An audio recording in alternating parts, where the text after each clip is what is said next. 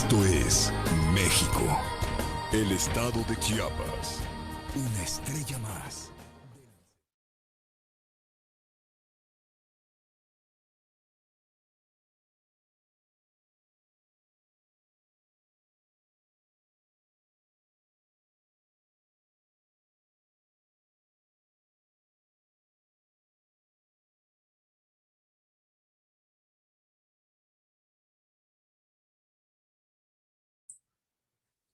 Buenas noches, espero que me escuchen.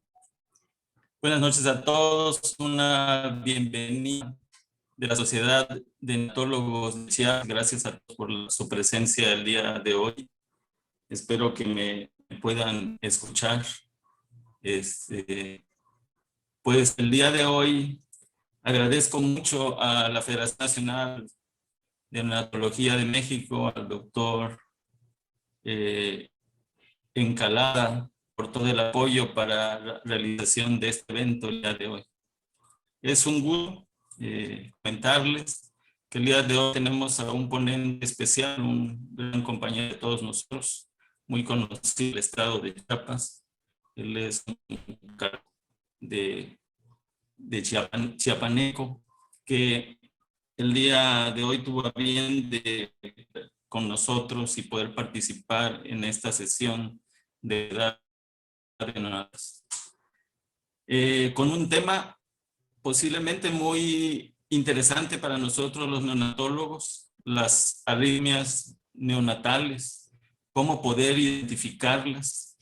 Por eso les presento el día de hoy al doctor Franco Gálvez Cancino, que muchos, como les dije antes, muchos conocen aquí en el estado, que nos ha apoyado en muchas ocasiones en el diagnóstico y tratamiento de gran parte de los recién nacidos con problemas neurológicos en el estado. Para hablarles sobre una parte del currículum del doctor Franco. El doctor Franco hizo medicina, se hizo médico cirujano en la Universidad de Chiapas, en la UNACH, y posteriormente hizo estudios de especialidad en el Centro Médico Siglo XXI, y posteriormente realizó la subespecialidad en radiología pediátrica también en el Centro Médico Siglo XXI del IMSS. El doctor Franco es miembro de la Asociación Mexicana de Especialistas en Cardiopatías Congénitas. Es actualmente adscrito en el servicio de cardiología del Centro Médico Dr. Gilberto Gómez Maza en Gutiérrez, Chiapas. Y también es al médico adscrito en el Hospital Pediátrico en Tuxtla Gutiérrez, Chiapas. Pues doctor Franco, le agradezco haber aceptado la invitación para poder participar con nosotros el día de hoy. Le cedo los micrófonos, la palabra para continuar con la sesión del día de hoy, las arritmias neonatales, cómo identificarlas. Digo que al final en el chat, si pueden realizar sus preguntas, podemos ya presentárselas al doctor Frank poder contestarlo. Buenas noches a todos, empezamos.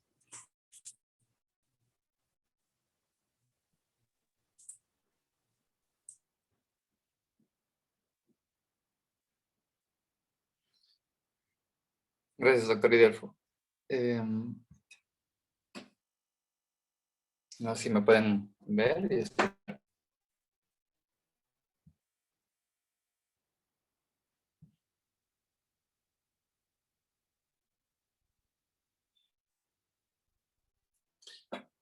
Bueno,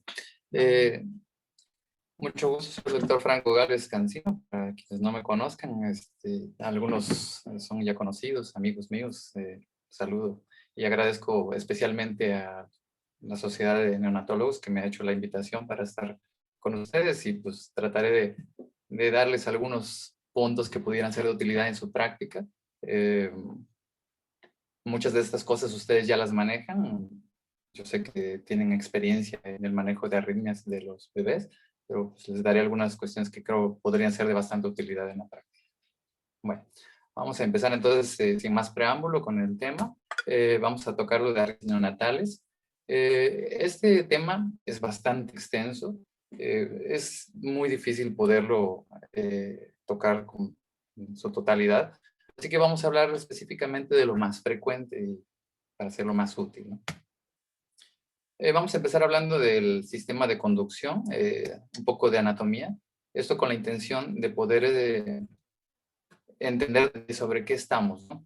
El sistema de conducción son fibras musculares que están naturalmente en el corazón, pero son especializadas. Entonces tienen la capacidad de generar impulsos y transmitirlos a través de ellos, y van pasando por haces y por dos nodos, ¿no?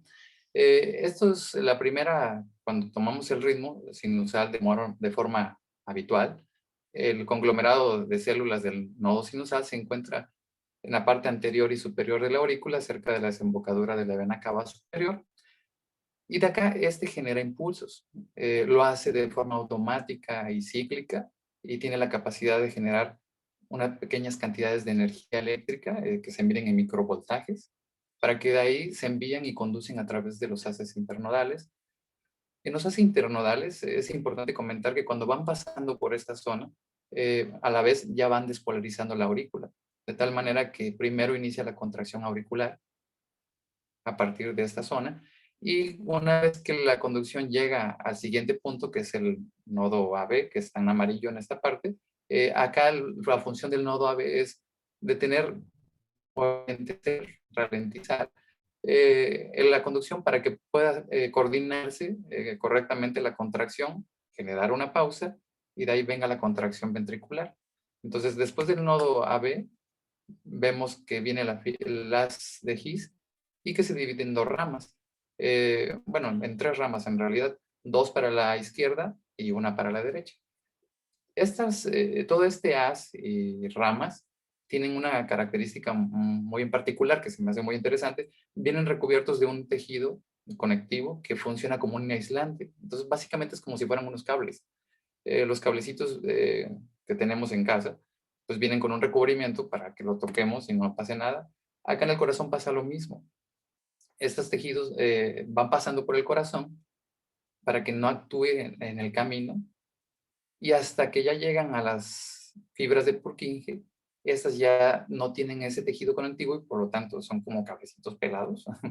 Y estos ya pueden generar el impulso o transmitir el impulso, y de esta manera ya actúan sobre el ventrículo, lo despolarizan, genera la contracción y por lo tanto tenemos una secuencia de aurícula, una pequeña pausa y contracción ventricular.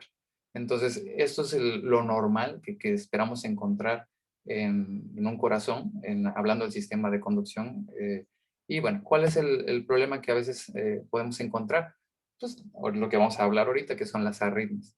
Entonces, las arritmias pueden venir originadas porque haya un problema en la génesis del estímulo, es decir, el nodo sinusal, que dijimos que es el primero que inicia todo.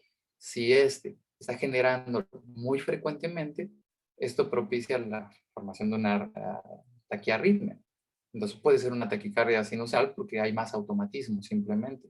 Al contrario, si estuviera más baja la frecuencia, porque la génesis está disminuida y está generando impulsos muy lentamente, habría una bradicardia. Entonces, como en el caso de una bradicardia sinusal. Obviamente, también puede ser otras causas, por ejemplo, la falla de la conducción. En este caso, que los haces que vienen en todo su trayecto pueden ser una conducción lenta, como en un bloqueo AB de primer grado, por ejemplo, como un ejemplo, o que la conducción esté cortada, como si agarráramos un cable de luz, se cortara y simplemente ya no sirve para conducir y estuviera bloqueada la conducción, como en un bloqueo AB completo de tercer grado, es lo mismo. Y en otros casos, que también es otra dinámica de arritmia, es que del nodo sinusal vinieran ramas o vinieran fibras, perdón, que evitan el paso por el nodo AB, de tal manera que lo brincan y pueden directamente sobre el ventrículo para hacerle una contracción. Y esos son haces anómalos, como en el caso de un Wolff-Parkinson-White. Entonces, ¿cómo sucede? Pues dependiendo de la patología que estemos hablando. Ahora bien, ¿qué va a pasar? Cuando nosotros tenemos un paciente que inicia con una arritmia, es importante tomar unos estudios que son básicos y necesarios en todo paciente con arritmia. Y eso es gasometría, electrolitos, una placa de rayos X. Y la otra muy importante que ahorita vamos a ver en detenimiento es que tienen que ir a revisar los medicamentos que se estén administrando, ya sean las indicaciones en la hoja de enfermería, para ver exactamente qué se está pasando, la hora y las dosis que se estén administrando, porque muchas de las causas también pueden ser por medicamentos. Cuando vemos primero los electrolitos, el del que tenemos que fijarnos mucho es el calcio, es de los principales que generan arritmias. El segundo es el magnesio y otros también como el potasio, que sabemos que cuando se altera también genera arritmias ya bastante conocidas en pediatría, ¿no? Y también necesitamos verificar la gasometría, porque si en caso de que el paciente estuviera acidótico, cuando ya hay una acidosis que está más persistente, tenemos alteraciones en los iones como el potasio y alteraciones en calcio, y la acidosis promueve que haya un metabolismo celular diferente por el mecanismo anaerobio, y esto hace que funcione diferente, y eso afecta también al ritmo. En una placa de rayos X que vamos a pedir, es importante verificar que si tenemos un catéter, el catéter esté colocado apropiadamente, es decir, el catéter debe estar en la desembocadura de las cavas. En caso de que el catéter estuviera pasado y estuviera irritando el endocardio, es decir, la pared interna, ya sea de la aurícula o del ventrículo, esto también es una causa de generar ritmos anormales, porque la irritación también puede generar eso. Y a veces no solamente es el hecho que esté en contacto el catéter, sino como se están administrando medicamentos que a veces tienen mucha osmolaridad, esto también propicia que quede con cierta irritación esas partes y sean generadoras de ritmos anormales. Así que es algo que tenemos que ver. Ahora bien, pues vamos a la verificamos qué medicamentos se están administrando. A veces ha pasado que hay medicamentos que tienen un efecto cronotrópico negativo y que justamente se administraron al mismo momento porque así tocó la administración y eso también lo promueve. Algunos de los que puse acá en el cuadro de que pueden propiciar las bradicarias o bradiarritmias vienen en la parte izquierda: propofol, fenitoína, adenosina, algunos beta bloqueadores. Y bueno, acá viene la lista. Del otro lado están las taquiarritmias, que pueden ser los medicamentos que lo propician, que se usan en neonatos mucho, pues teofilina, aminofilina, cafeína y bueno, los inotrópicos obviamente. También, si todo esto se busca, entonces, y no hay factor, es necesario hacer el ecocardiograma. En el ecocardiograma es importante verificar que no haya ciertas patologías. Algunas de las que más son originadoras de arritmias o arritmogénicas son, por ejemplo, la hipertrofia del ventrículo, del septum, que le llamamos miocardiopatía hipertrófica. Vemos en la imagen que el septum está engrosado, tanto la pared anterior del ventrículo derecho como la parte del ventrículo izquierdo, y estos son fácilmente generadoras, ¿no? También no significa que el paciente que tenga esta patología sea una garantía, pero es un factor. Otra de las patologías que fuertemente se asocian también con alteraciones del ritmo, tanto en taquicardias supraventriculares o bloqueos AB, más bloqueo AB, es la transposición congénitamente corregida de grandes arterias. ¿Qué es esta parte? Esto significa que en el corazón tenemos las aurículas en posición correcta, las arterias nacen de la posición correcta, pero los ventrículos que deben estar en su posición habitual, el derecho a la derecha, el izquierdo a la izquierda, vienen en inversión. De tal manera que con esto ya hay una discordancia y le llamamos doble discordancia. Entonces la aurícula derecha se comunica con el ventrículo izquierdo y de ahí sale la pulmonar. Y del otro lado tenemos la parte contraria, ¿no? Entonces esto también es algo que se tiene que investigar en el paciente con arritmias cuando la parte inicial es negativa. Otra de las patologías es que también cursa en un porcentaje de aproximadamente el 15% con taquicardia supraventricular, es la anomalía de Epstein. En la anomalía de Epstein vemos la parte normal, que sería la inserción de la válvula tricúspide en esta parte del corazón donde está lo normal. Vemos como es un poquito más apical, pero básicamente están muy cercanas al nivel, ¿no? De una de la otra. Y en cambio, en una anomalía de Epstein, tenemos que la válvula tricúspide está insertada muy hasta abajo y eso deja un área de la aurícula más grande de lo normal y es lo que nos genera una imagen de cardiomegalia muy importante. De hecho, la anomalía de Epstein es la que genera la cardiomegalia más grande en general. Entonces, y es lo que da la silueta cardíaca derecha.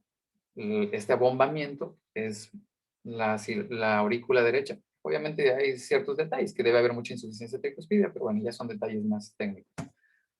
Bueno, también es importante que si en caso no encontráramos nada de esto, se busca, no hay alteraciones electrolíticas, la placa está bien, la gasometría está bien, el eco no muestra nada anormal y a pesar de eso hay una taquiarritmia, por ejemplo, hay que preguntarle a la mamá si de casualidad en la última semana haya tenido alguna enfermedad que pudiera sugerir una etiología viral, porque ya nos pasó en alguna ocasión, entonces de que una mamá había tenido una infección faríngea con lesiones naftas y, bueno, síntomas muy leves aparentemente, pero indicaban como una infección viral. Y cuando nace el bebé a las 24 horas empezó con un taquicardia supraventricular que no se quitaba con nada, incesante.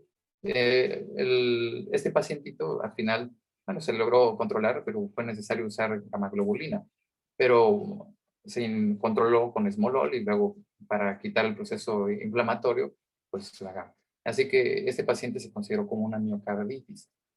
Y a pesar de toda la búsqueda, el 80% no se le encuentra nada. Entonces, en las taquiarritmias o bradiarritmias muchas veces no se logra encontrar la causa directa. Vamos a empezar a hablar con bradicardias. Esto es frecuencia cardíaca a la baja y la más común que vamos a encontrar en el neonato es la sinusal. En la bradicardia sinusal, el concepto va de acorde a lo que el autor diga. Es decir, algunos autores manejan bradicardia como debajo de 110 y otros debajo de 90. Al final de cuentas, es debajo de lo esperado para la edad del neonato, ¿no? Entonces, en este paciente podemos tener dos causas, que sería primaria, que son raras, y las secundarias, que es como lo más habitual. En la primaria, pudiera ser, digo, lo raro sería una enfermedad del nodo, que el nodo no funcione correctamente, o bien que por prematurez haya una inmadurez del sistema nervioso central y esa sea la causa. Esto sí es un poco más frecuente comparado con la enfermedad del nodo, perdón. En cambio, en la secundaria es la más común. Entonces, ¿qué causan bradicardias? Pueden ser la hipoxia, el paciente esté muy frío, entre más frío esté, más baja la frecuencia cardíaca, algunos medicamentos como lo vimos en la diapositiva previa y el hipotiroidismo. En el hipotiroidismo me gustaría hacer un poquito de hincapié porque hemos tenido pacientes con hipotiroidismo en el cual la frecuencia es baja, pero no tan baja. Es decir, nunca baja de 100. O sea, está entre 110 o 100 en los que nos ha tocado ver, en lo que me ha tocado ver. Y al final son las hormonas tiroideas las afectadas, ¿no? Cuando encontramos bradicardia de tipo sinusal, la primera línea de tratamiento es atropina. Vamos, este es un caso de un neonato de 20 días, ya había estado hospitalizado por 20 días, al inicio había estado con una sepsis que ya había remitido, estuvo en ayuno pues, prolongado, reposo prolongado, ya estaba buscándose el destete del ventilador, pero empezó a marcar frecuencias cardíacas bajas. Se encuentra una frecuencia cardíaca de 100 latidos por minuto y el resto de la evaluación del electro está normal. Entonces, se le hace el ecocardiograma, está normal. Estos pacientitos, cuando están con todos estos datos de que ya estuvieron en ayuno prolongado, que reposo prolongado, ya no requieren taquicardia porque no tienen un cuadro infeccioso, empiezan a hacer un ritmo de metabolismo a la baja.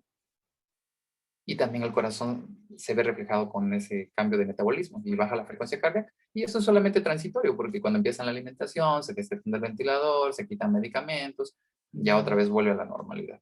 Es bastante benigno. Otro caso. Esta es una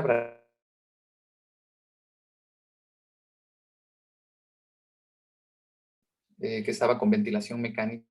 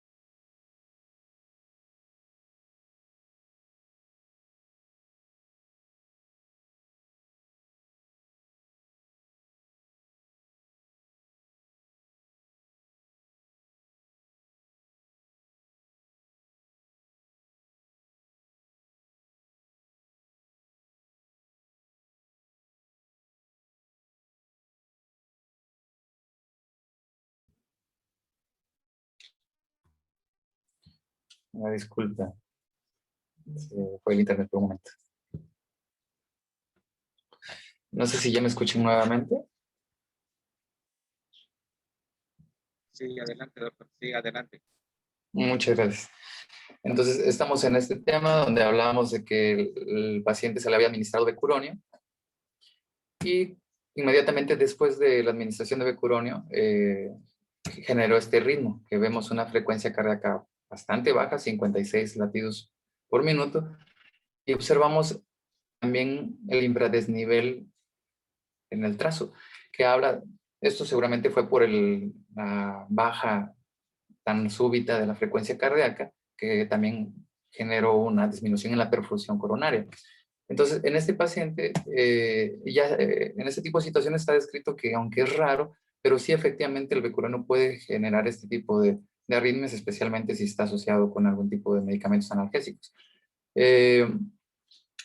Lo que se le hizo primero fue una dosis de adrenalina, se le había administrado y ya le habían dejado incluso el equipo de neonatología su tratamiento con adrenalina, sin embargo no había respondido. Entonces se le administra una dosis única de atropina, con lo cual tiene esta respuesta inmediata. Entonces, acá en este caso, lo que hizo el becuronio fue potenciar el efecto parasimpático a nivel cardíaco, de tal manera que lo que teníamos que hacer es abolir esta parte con la atropina.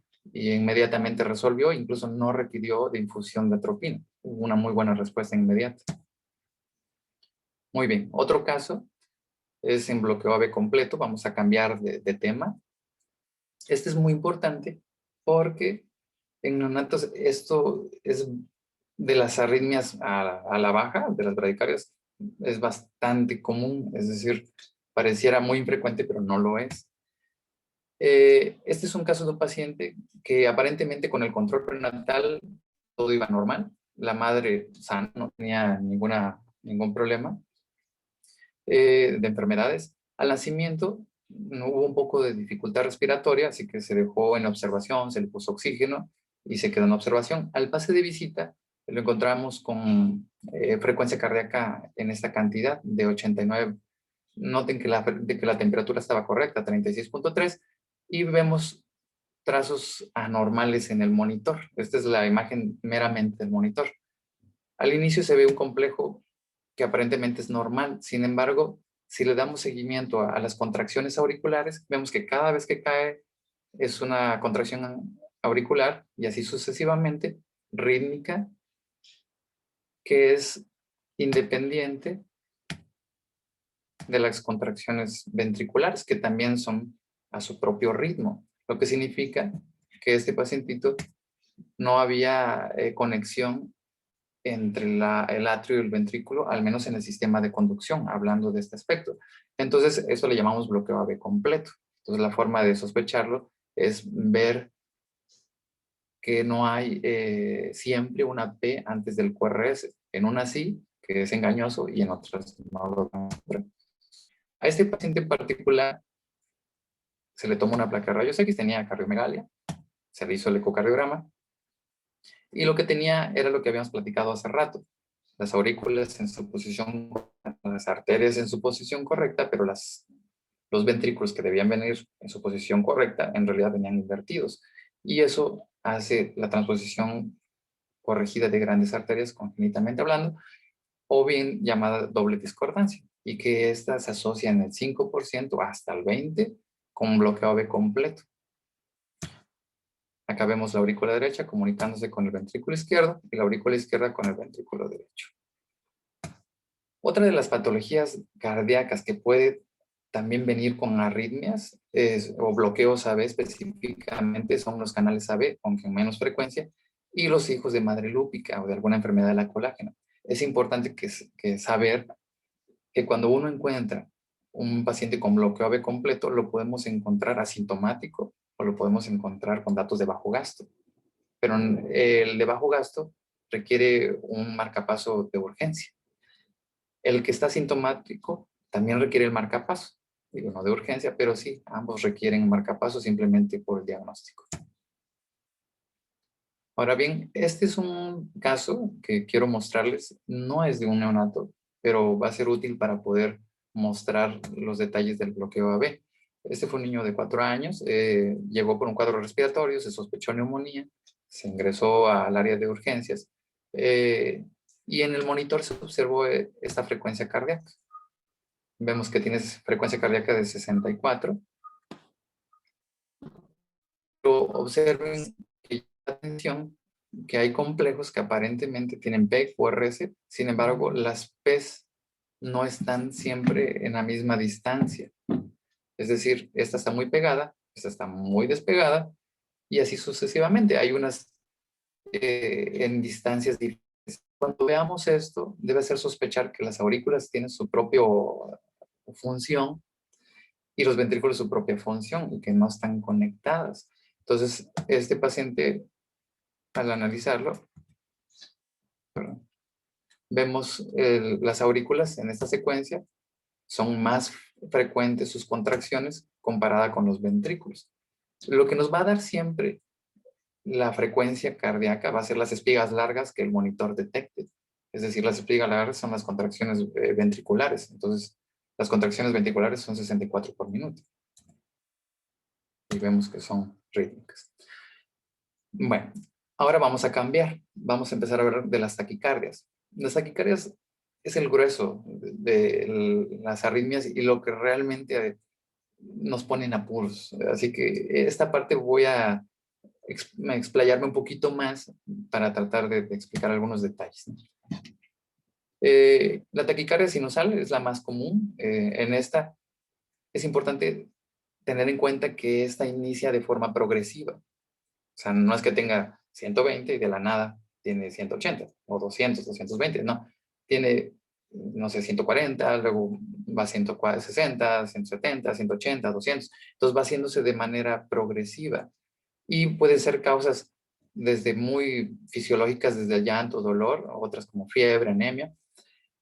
Y también en el neonato más comúnmente vemos este tipo de taquicardia, aparte de esto, en el paciente que está como un mecanismo compensatorio. Es decir, si está con datos de choque o simplemente está mal perfundido, la taquicardia es su principal mecanismo de compensación. Entonces vamos a observar que tenemos ondas P, QRS en forma de espigas, espigudas, Y son Ps y QRS juntas, lo que significa que el ritmo viene del nodo sinusal.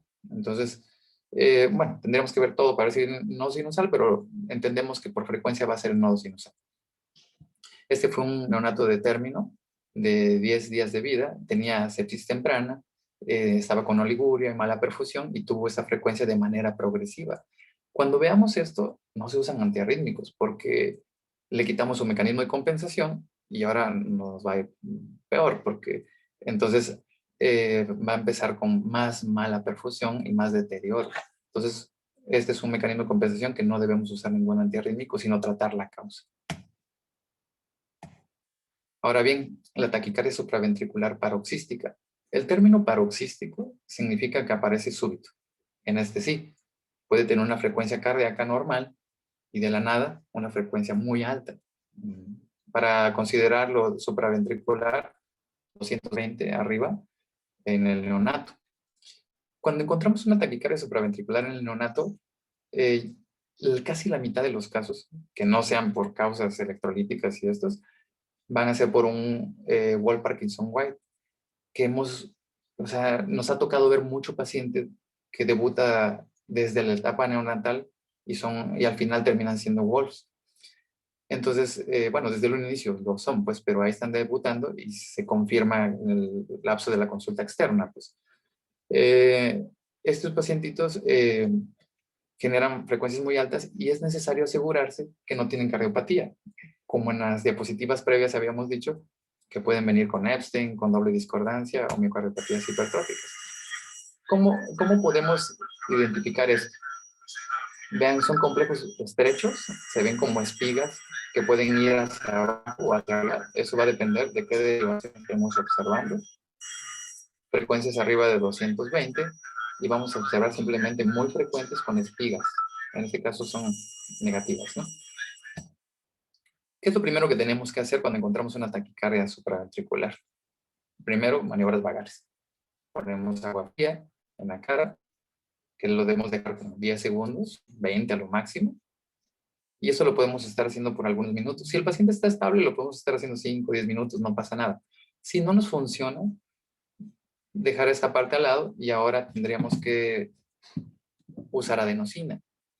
La adenosina tiene la capacidad de bloquear el sistema de conducción a nivel del nodo B, de tal manera que va a hacer que se detengan los impulsos. La dosis que se recomienda es 0.1 a 0.15, pero si es una vía central. Si tenemos una vía periférica, yo les recomiendo que mejor inicien al menos con 0.2, porque al administrar siempre hay cierta dilución y con menos de 0.2 no hemos visto respuesta favorable. Pues podemos ir subiendo en cada intento 0.1 más, de tal manera que lleguemos hasta el 0.5 como máximo. O bien usar lo máximo es usar lo de 2 ámpulas, que en un neonato nunca vamos a alcanzar esa dosis de 2 ámpulas. Cada ámpula viene de 6 miligramos y 2 ámpulas serían 12 miligramos, es la dosis máxima. Quiero mostrarles este monitor. No es de un neonato, esto es de un adulto en realidad, pero me gustaría que vieran cómo se manifiesta en el trazo, para que no se asusten. Cuando se administra la adenosina vamos a encontrar un periodo de asistolia. En este caso hay extrasístoles ventriculares y después alguien va a tratar de tomar el ritmo. En este caso ya empieza a tomarlo el ritmo a nivel de la aurícula, que sería el nodo sinusal, y ya se queda con el ritmo. Si se dieron cuenta, entre que empezó la sistolia, por decirlo así, o el trazo isoeléctrico, hasta que ya queda con su trazo normal, pueden pasar hasta 15 segundos, porque esa es la vida media de la adenosina. Entonces, no asustarse durante ese periodo, pues. Si ya pasaron más de 15 segundos y tiene un trazo anormal, pues definitivamente. Y la otra es que si desde un inicio quedan así y empieza a generar una taquicardia ventricular o una fibrilación, no, pues entonces ya quedó en otro ritmo definitivamente, pues no vamos a seguirnos esperando, ya tenemos que actuar. Pero en general tener en cuenta que el tiempo de acción es hasta 15 segundos, que puede uno estar viendo ciertas irregularidades en el ritmo hasta que ya quede el ritmo que en este paciente vuelva a retomar. Y bueno, Cuando usemos adenosina, esto los neonatos lo saben perfectamente ustedes, tiene que tener a disposición el carro de paro porque tenemos que a veces asegurar la vía aérea. Pueden haber eventos de broncoconstricción, apnea o hipotensión que puede hacer el cuadro pues, complicado, ¿no? Cuando tenemos un paciente que ya le administramos, le hicimos maniobras vagales, adenosina, no se quita. ¿Ahora qué vamos a hacer? Pues vamos con la cardioversión eléctrica. Y hasta eso, esta fase inicial era porque estaba estable. Pero si vemos que ya está bien estable, nos íbamos a ir directamente a esta parte, cardioversión eléctrica, 0.5 a 1 joules por kilo. ¿Cómo se hace? Voy a poner unas diapositivas para que vean cuál es la dinámica de uso del desfibrilador. Primero tenemos que cambiar de estar apagado, o si estaba en modo monitor, simplemente pasarlo a modo desfibrilador. Vamos a observar que en la pantalla hay una parte que dice desfib, que es desfibrilador, y a un lado vienen los joules en que está en este momento. La siguiente paso sería hacer el cálculo de cuánto le toca al paciente y empezar a bajar la carga para poner los joules deseados. Le voy presionando el botón y va a ir bajando los joules hasta llegar a la que tú deseas. En este caso ya vamos en 75. Como un ejemplo dejamos 3 joules. Ahora bien, en el siguiente paso retiramos la parte externa de las paletas para que quede la parte neonatal. Se presiona el botón y se empuja hacia arriba. De esa manera nos queda expuesta ya la parte pediátrica de la paleta. Ahora bien, el siguiente paso, si vamos a cardiovertir, es hacer una sincronización. Acuérdense que este aparato le llamamos que estamos haciendo un procedimiento de cardioversión o de desfibrilación, y la diferencia simplemente es si está sincronizado o no con las QRS del paciente. Entonces, cuando tenemos un ritmo organizado, es decir, que se ve que hay contracciones ventriculares, o sea, es decir, se ve trazos largos, espigas largas y rítmicas, sabemos que hay un ritmo organizado. Y en un ritmo organizado tenemos que usar la sincronización. Presionamos el botón que viene acá y aparece a un lado, cambia de la palabra desfib, ahora dice sync, que es de sincronización. Y vamos a observar que aparecen unos puntos blancos encima de cada QRS. Ahora sí, colocamos la paleta en el pecho, en el esternón. El otro lo colocamos a un lado, de la tetilla. Y así se verían ya los dos colocados en posición. Ahora presionamos el botón que viene en esta parte que dice número 2, que es la carga, que ya dejamos calculada en el paso previo. En este caso fueron 3 joules. Se presiona el botón y ahora se va a encender un botón de color rojo. Ahora en el siguiente paso va a ser presionar los dos botones que vienen en los pulgares para ahora sí generar la descarga. ¿Qué va a pasar con la descarga? Lo que tendríamos es un corazón que tiene un ritmo anormal, que es ya sea desfibrilable o cardiovertible. Se administra la carga,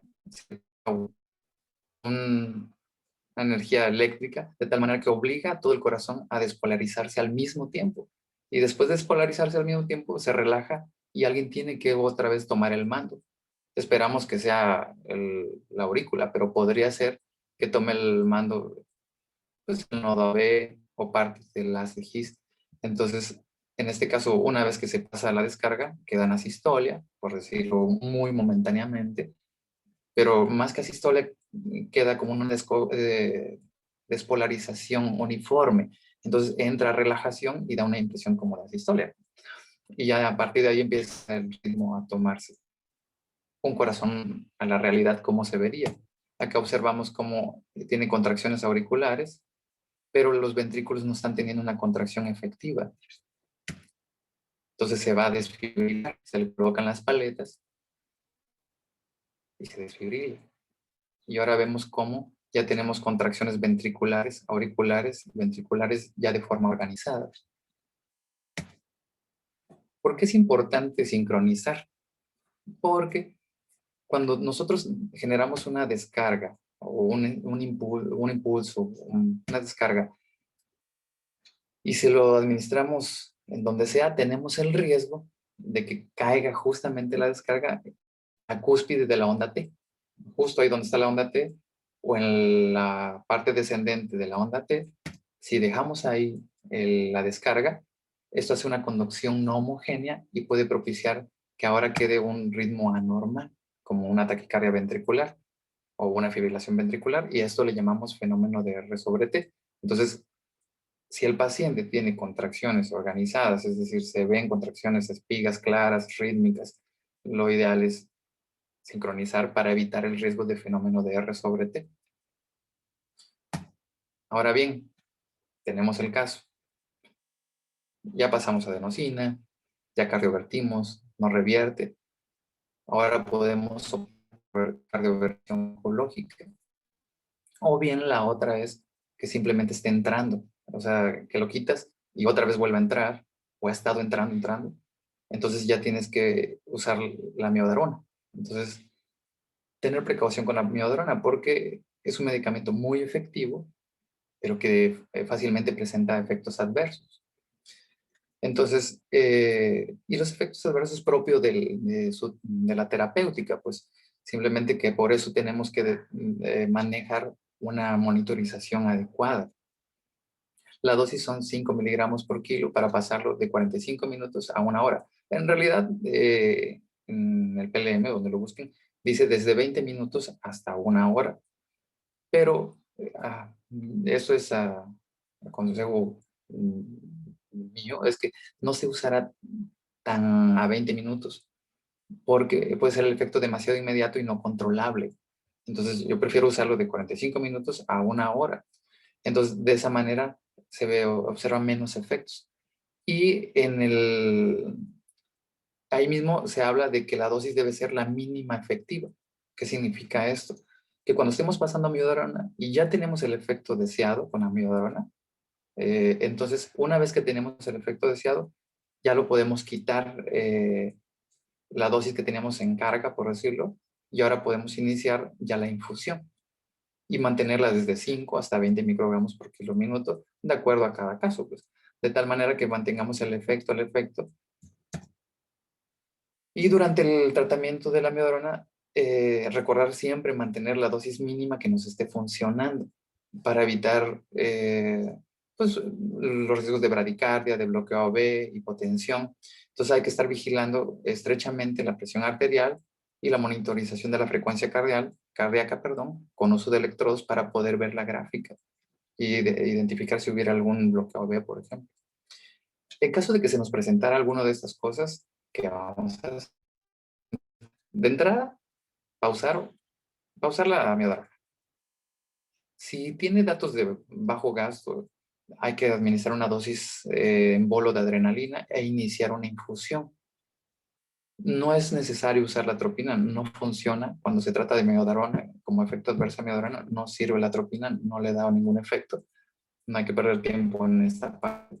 Y uno espera que va a empezar a reducir los medicamentos después de 3 a 4 horas. Entonces, durante este tiempo va a requerir asistencia muy estrecha.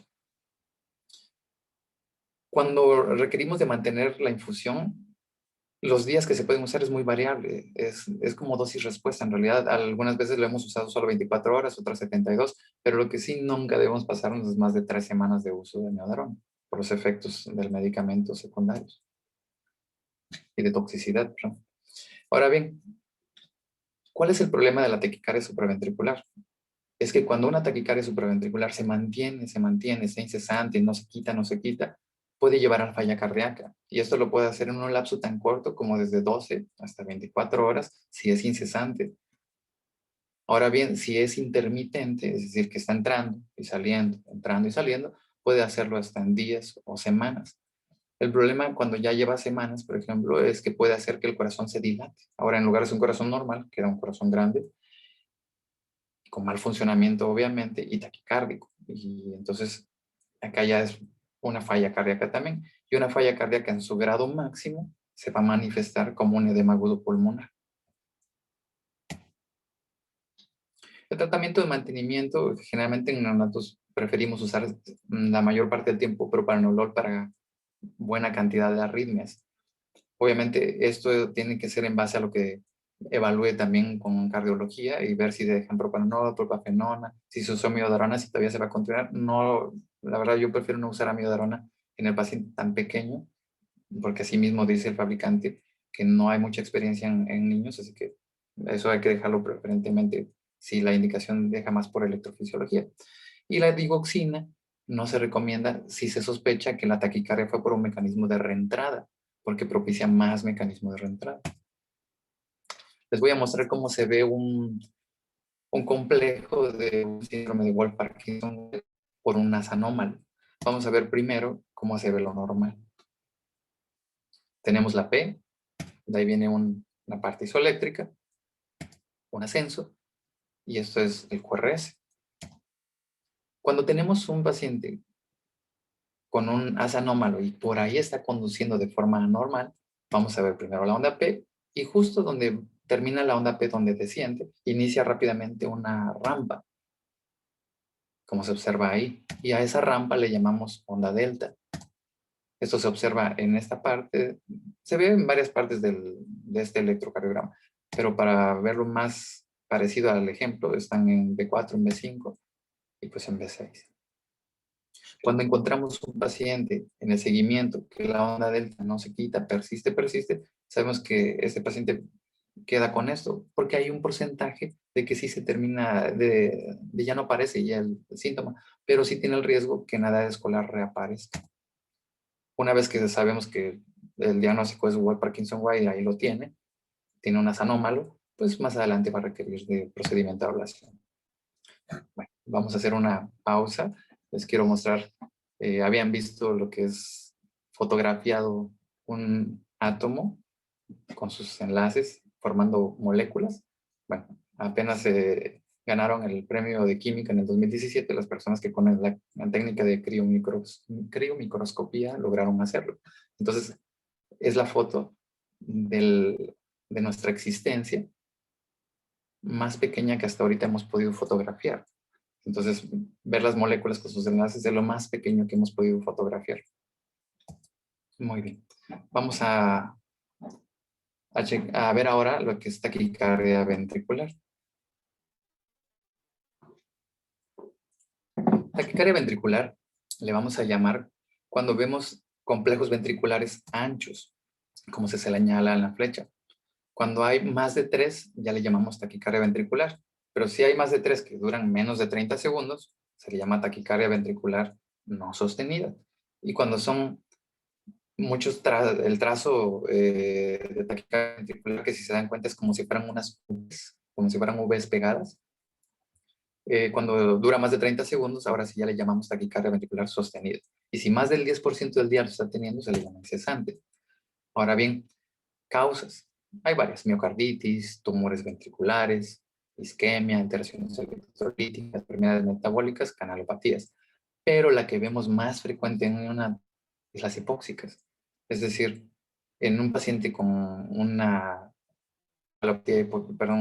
patología isquémica, hipóxica isquémica muy severa, es en donde más nos ha tocado ver este tipo de patologías de taquicardias ventriculares. Ahora bien, ¿qué hacer cuando vemos una taquicardia ventricular?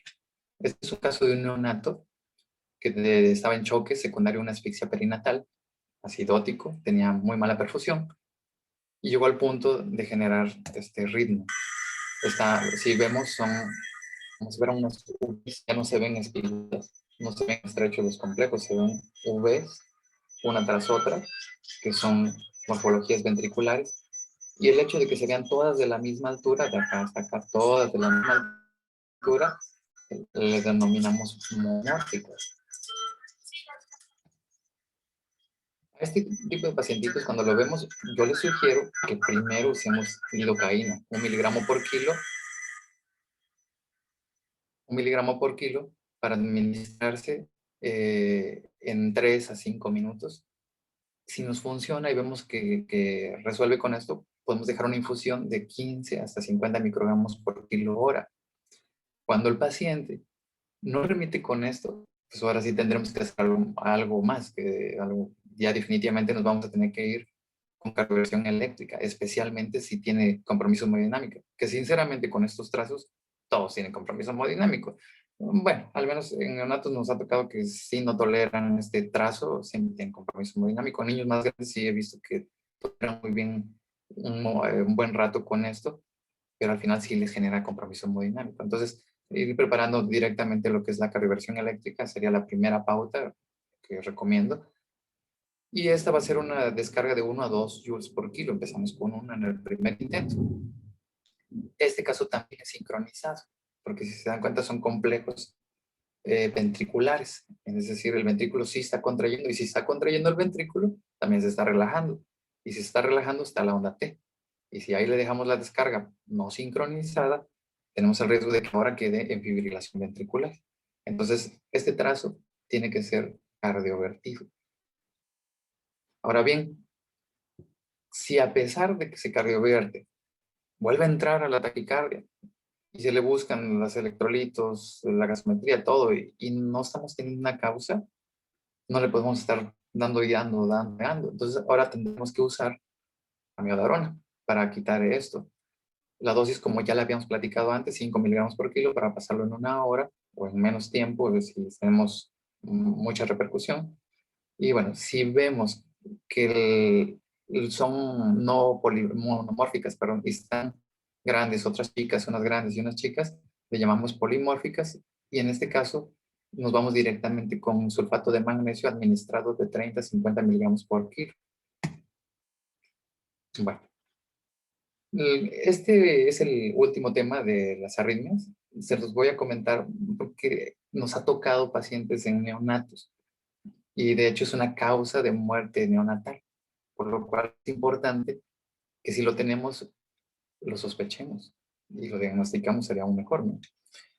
Entonces, en el síndrome QT largo se asocia a veces con bradicardia y también con taquicardia ventricular helicoidal, que es la polimórfica.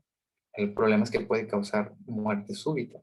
Y bueno, son problemas de canalopatías, especialmente por problemas en canales de potasio y también de sodio, o de sodio, mejor dicho. Y bueno, en algunos pacientes incluso se asocian con sordera. Este es un caso que se detectó desde que estaba en el prenatal. La mamá durante el embarazo, su ginecólogo le identificó que estaba con bradicardia. Entonces, al encontrarlo con bradicardia, lo encontró con 110, me lo envía para revisión, para saber por qué. En ese momento, lo que pude observar, obviamente, era que no había alteraciones en las estructuras, no había cardiopatía estructural, y la conducción era 1 a 1, es decir, AB 1 a 1, la aurícula contraía y le seguía al ventrículo, la aurícula y le seguía al ventrículo, como normalmente debe ser. Entonces, para este momento no podemos saber el trazo, no se puede hacer un electro en el bebé durante el embarazo. Entonces, cuando nació, tuvimos esta imagen. Y observen cómo la onda T está muy alejada de su QRS, o sea, la parte previa. Y está muy pegada a la onda P, casi unida en este caso. Y así vemos en todos los complejos, la T pegada a la P. Al medir el QT corregido, pues está prolongado. Se le hace un electrocardiograma para poder hacer la medición, porque pues acá no podemos hacer la medición en el monitor. Entonces, y al hacer la medición, obtenemos los mismos hallazgos de las T's muy separadas del QRS y muy pegadas de la P. Y un QT corregido de 570. Lo normal es menos de 460 en general. Arriba de 480 hace sospechar de que es un problema de un QT prolongado o un QT largo. ¿Cómo se hace la medición? Bueno, les dejo esta parte nada más para ver cómo se hace la medición, que es QT corregido es la raíz cuadrada. QT sobre raíz cuadrada de RR. Entonces se tiene que hacer la medición.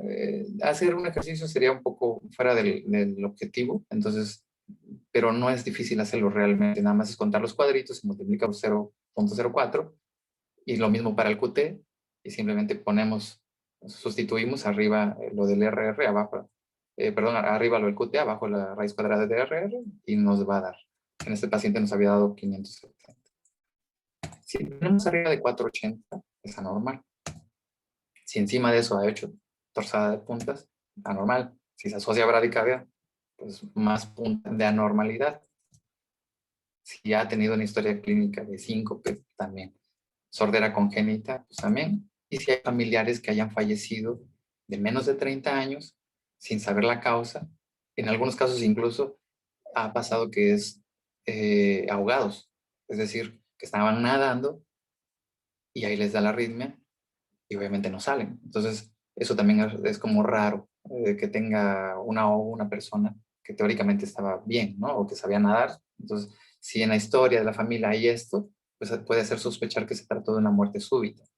Entonces, estos son la puntuación de Schwartz para poder hacer un puntaje y ver qué tan probable es que tenga el síndrome de cuello largo. Pero la realidad es que simplemente con arriba de 480 ya tenemos la puntuación bastante alta de 3 puntos. El tratamiento para estos pacientes es propranolol y lo van a tomar de por vida. Entonces, acá les pongo un test farmacológico para el síndrome de cuello largo. Esto no es para que lo hagamos. Es decir, sí lo hice en un paciente porque estaba en un valor limítrofe el QT, entonces hicimos la prueba de QT largo de farmacológico con adrenalina. Se le administra una infusión de adrenalina. En este paciente que lo hicimos, inmediata, bueno, que lo hice, dio este trazo. Taquicardia ventricular, dijimos que son como Vs pegadas, perdón. Altas, o más altas y estrechas, y así sucesivamente, lo que significa que eso es una polimórfica, que también llamada torsada de puntas. Al final este paciente sale a ritmo sinusal nuevamente, y ya con eso tenemos el diagnóstico de que pues, el paciente salió y generó la torsada de puntas con el uso de la adrenalina.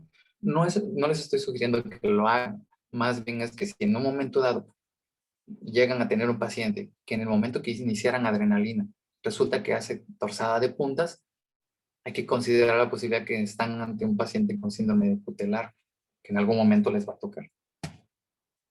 Recordar que una taquicardia ventricular puede degenerar, es decir, puede venir con complejos altos, complejos bien formados como las Vs, son complejos ventriculares, y poco a poco pueden ir degradando, como se ve en la parte de abajo, y generar una fibrilación ventricular. Este es un caso para observarlo. Vemos como en forma de V, en varias de ellas, empiezan a tener cambios en su morfología, unas altas, ahí van unas bajas, nuevamente aumentan en voltaje, reducen en voltaje, y así se la va llevando. Entonces, esta la catalogamos como una taquicardia polimórfica, pero fue degenerando y se fue haciendo cada vez más irregular hasta terminar en fibrilación ventricular, en la cual actualmente ya está en el trazo del monitor. Este paciente estaba muy grave, incluso falleció en realidad. Así que, pero era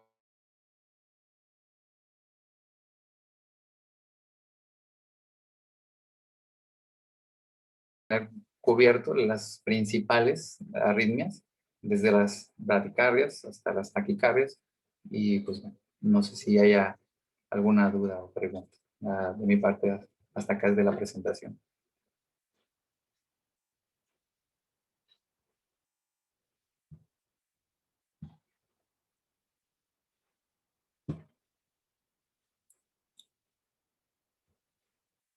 Doctor Videlfo. Gracias, doctor Franco. Excelente presentación. Bastante interesante cada uno de los temas que nos marcó. Una de las cosas que vemos nosotros en las áreas neonatales y principalmente en las áreas de alojamiento conjunto, nosotros que pasamos visitas ahí, es algo que casi siempre nos reporta el personal de enfermería en relación a las bradicardias que a veces se presentan en los recién nacidos.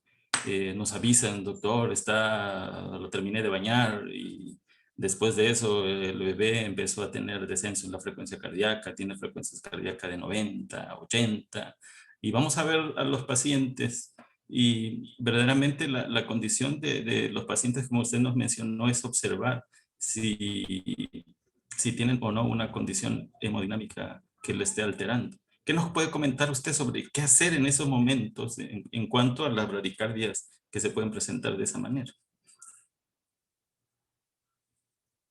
Puede, si me escuchó, doctor Franco.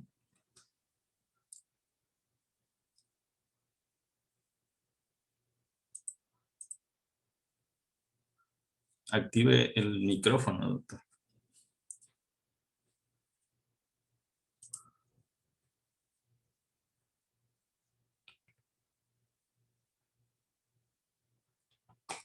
La pregunta, no sé si me escuchó, doctor, en relación a los pacientes que a veces nos reportan con bradicardia en las áreas de alojamiento conjunto. ¿Qué hacer en estos casos? Ya, perdón, pero no sé, malito, Doc, no le escuché muy bien. Alcancé a escuchar que me decía que qué hacer con las bradicardias en alojamiento conjunto. Sí, hay varios reportes de enfermería, ese es algo muy rutinario en nuestras áreas, eh, que se nos presenta el reporte por enfermería en relación a que el paciente presenta bradicardia. ¿Qué tenemos que hacer? ¿Cómo dirigirnos en esos casos de esos pacientes? Bueno, no está tan complicado. En realidad, lo que se tiene que hacer es verificar hasta cuánto está bajando la frecuencia cardíaca y en qué condiciones. Porque muchas veces es porque el bebé simplemente está durmiendo. Y dormido es natural que haya una bradicardia sinusal. Entonces, pero ¿cuál es lo que nos debe alarmar? La frecuencia en la que está. Si tiene una frecuencia de 60, digo, perdón, 70, 80, pues no sería como muy esperado, pues. Y a veces simplemente es ese detalle.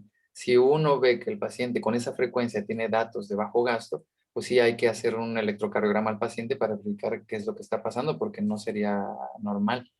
Y la otra es que si responde, un paciente con bloqueo B completo no responde, es decir, está bloqueado y su frecuencia cardíaca mayor no va a llegar a una, como una sinusal normal, es decir, siempre va a tener 80, 70, depende quién lleve el ritmo, quién tomó el mando, si es el nodo AB o la parte ventricular, pero aún así el nodo AB nunca va a llegar a los 140.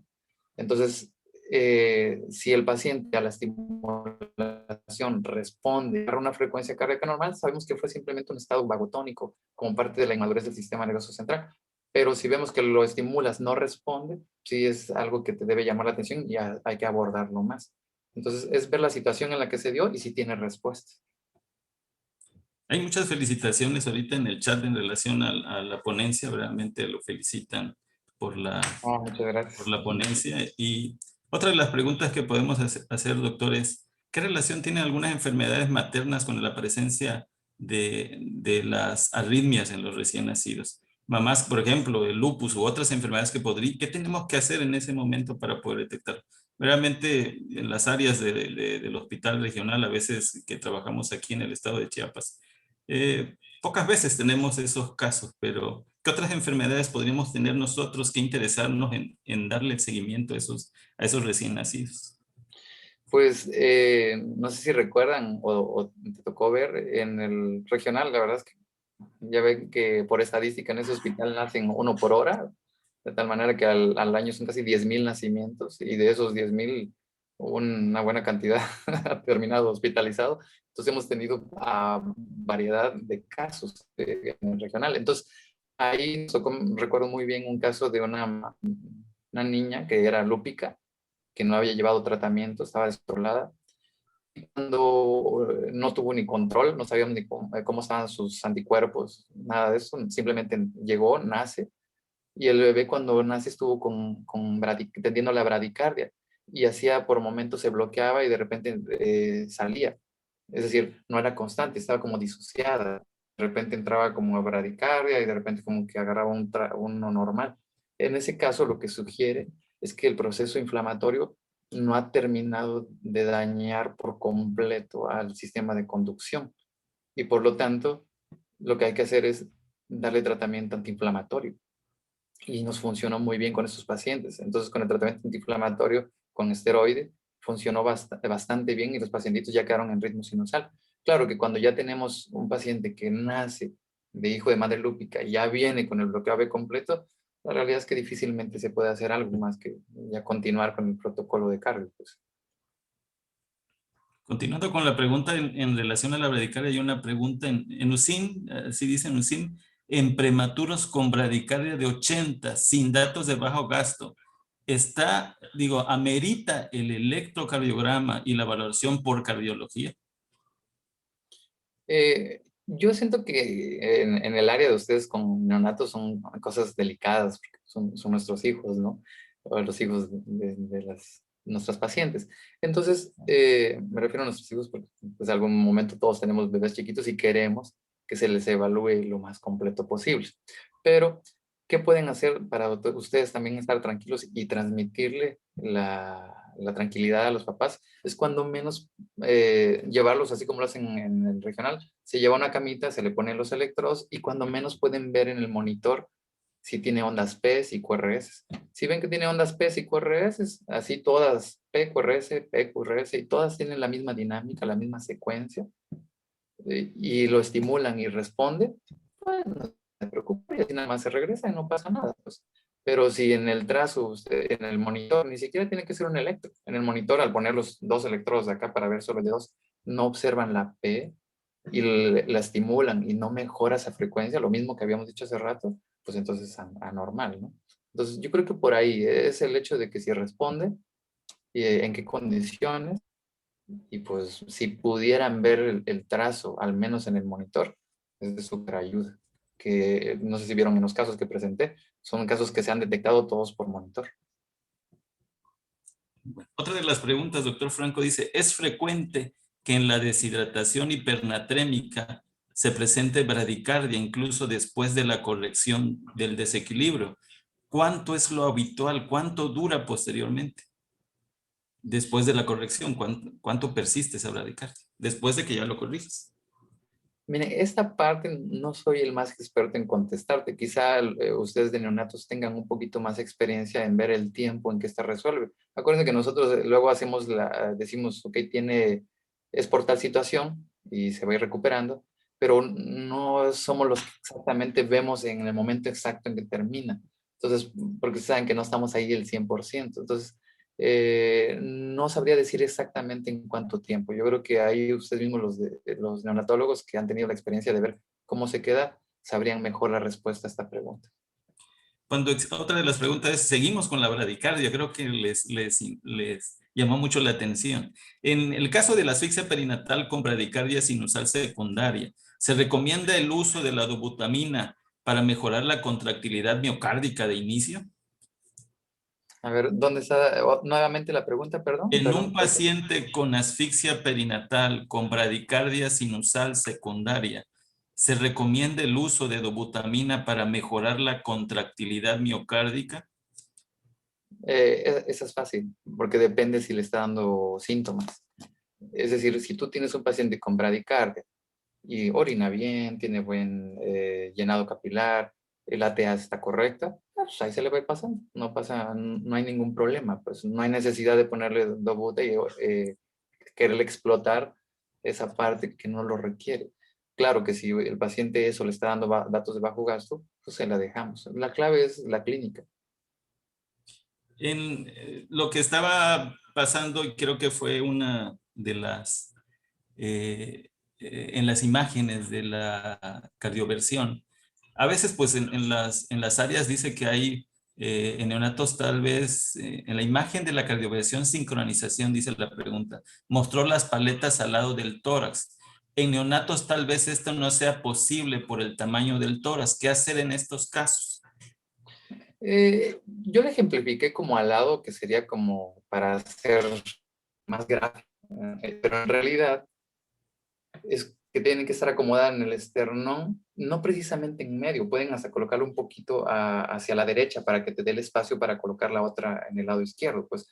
Entonces se coloca en el esternón un poco más a la derecha y el otro simplemente donde lo puedan colocar en el lápiz, pero nunca pegados, o sea, no deben pegar las paletas, pues, o sea, debe haber un poquito de separación entre una y otra, porque debe pasar desde un lado hasta el otro el impulso para generar la descarga sincrónica y al unísono de todo el corazón para que despolarice todo el corazón al mismo tiempo. Cuando se despolariza todo el corazón, entra a una diástole al unísono. Y con eso ya alguien toma el mando. Entonces, lo ideal es buscar la manera de acomodarse. O sea, hay que acomodarse, hay que buscar la forma. Pues sí, yo entiendo, a veces no se puede poner hasta allá abajo, pero hay que buscar la manera que simplemente no queden pegados. O sea, Otra no de pegaditos. sí. Otra de las preguntas, doctor Franco, dicen, las madres que ya tienen arritmias, y es necesario que sus bebés realicen un tamiz cardiológico. ¿Será necesario realizar electrocardiograma en los recién nacidos? Yo creo que se refiere al hecho de darle seguimiento a ese recién nacido hijo de una mamá con arritmia. Sí, algo sí estoy entendiendo, ¿no? Que las madres que tengan arritmia, aparte del tamiz cardiológico, electrocardiograma. Sí, definitivamente, porque con el tamiz cardiológico va a depender también qué patología tenga, porque si la mamá tiene una arritmia de tipo benigna, pues de qué nos vamos a preocupar, ¿no? Si le hereda lo benigno, pues no pasa nada. Si es una arritmia que está bajo control, que es de riesgo, pues sí es algo que, como sabemos, es hereditario, pues sí hay que buscárselo al bebé y se tiene que buscar desde que nace. Y ahí es la consulta con el cardio, que le haga su electro, o bueno, que se lo hagan ahí, el electro se valore y ver si tiene en riesgo, pues, pero hay que evaluar ante qué arritmia estamos, porque va a depender de eso. Otra de las preguntas dicen en relación a la bradicardia todavía. Al administrar dosis de dobutamina que se podría utilizar en la bradicardia con datos de bajo gasto para agregar otra mina y cada qué tiempo incrementar para ver la respuesta. ¿Cuál sería la dosis de la dobutamina y cada cuánto incrementar para ver la respuesta? En la perdón, estoy leyendo otra pregunta. Entonces, es la dobutamina cuando lo quieren iniciar y el tiempo de respuesta. Pues Sí. acá es de acuerdo a la vida media del medicamento, pero nosotros, ya ve que iniciamos el medicamento, siempre lo iniciamos en una dosis, depende de la situación, porque si solo lo quieres como apoyo inotrópico, es decir, no tiene un bajo gasto tan marcado, no lo requiere tanto. A veces lo dejamos solamente una dosis chiquita de 5 microgramos por kilo minuto. Incluso ya le hemos llegado a usar hasta 3 y todavía les dan soporte. Pero bueno, 5 sería lo que se deja y ahí lo mantienes. Pero si obviamente requieres una respuesta, tú quieres que aumente la frecuencia, que está mal perfundido y necesitas más, pues la vas regulando. Entonces, lo que tienes que hacer está monitorizado constantemente. Si pasaron ya 10 minutos y no has tenido cambios, ya tienes que modificar tu dosis, pues, porque sí es notorio bastante rápido. En 10 minutos obviamente ya tienes que haber notado una diferencia y si no, te va subiendo.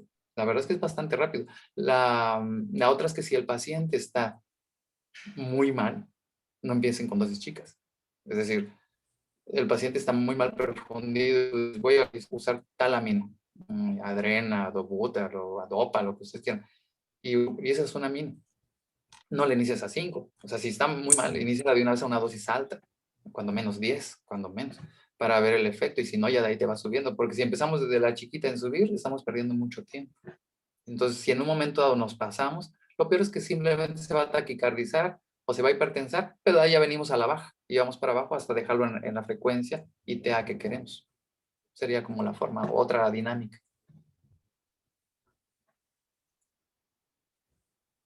Muy bien, doctor. En el caso de recién nacidos en estado posparo cardíaco, que salen de paro con taquicardia supraventricular o ventricular, ¿debe inicialmente emplear terapia eléctrica o podemos iniciar con tratamiento farmacológico?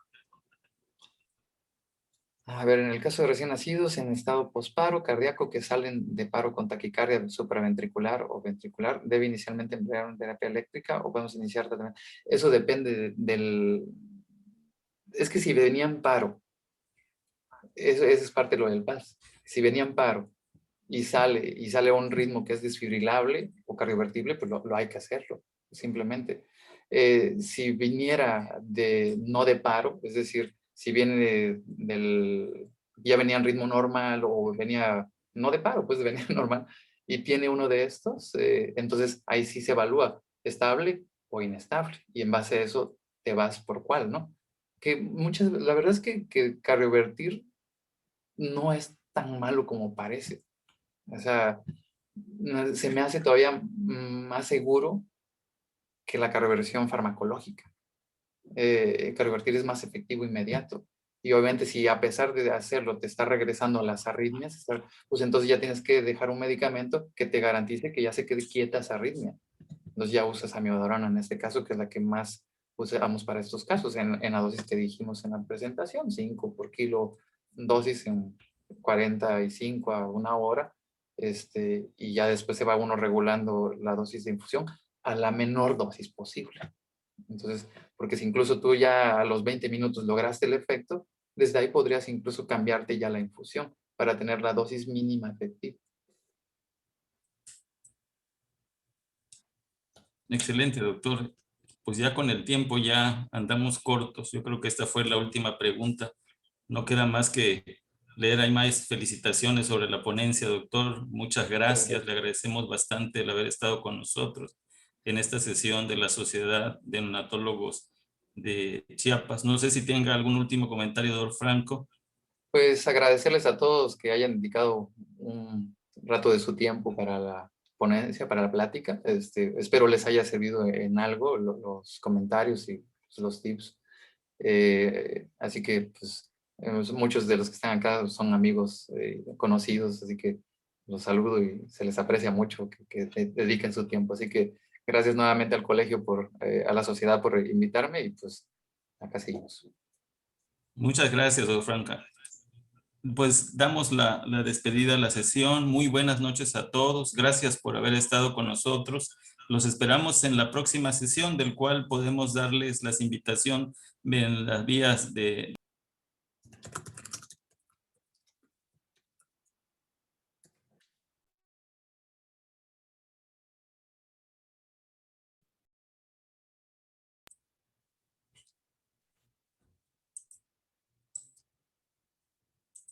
Adelante, doctor Idelfo, perdón.